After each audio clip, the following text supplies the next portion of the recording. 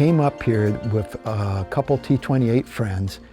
They were so welcoming to us.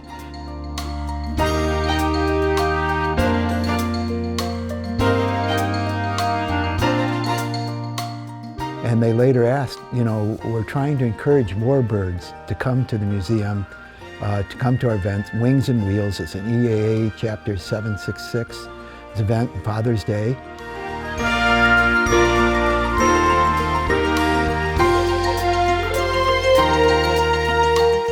During that time, we acquired the T-28 Trojan.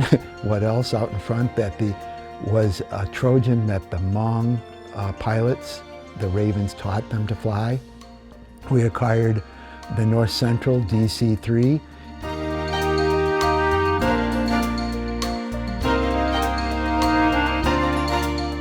We have a lot of youth involved in mathematics and technical engineering and STEM projects.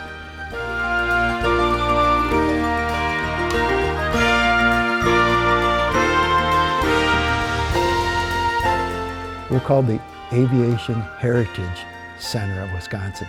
Wisconsin has such a rich aviation heritage.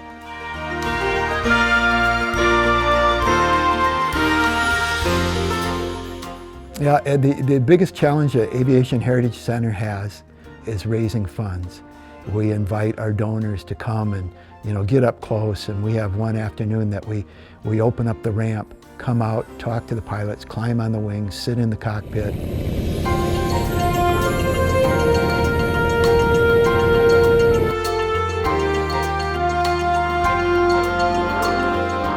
So many people have donated things, and when we heard we had the DC-3, Julie Clark said, you know, I've got something in my hangar I'd like to give you. And of course, the North Central was known as the Blue Goose, because they had this giant blue goose. And sure enough, Julie had this, you know, 9-foot diameter blue goose in her hangar and said it belongs in the Aviation Heritage Center.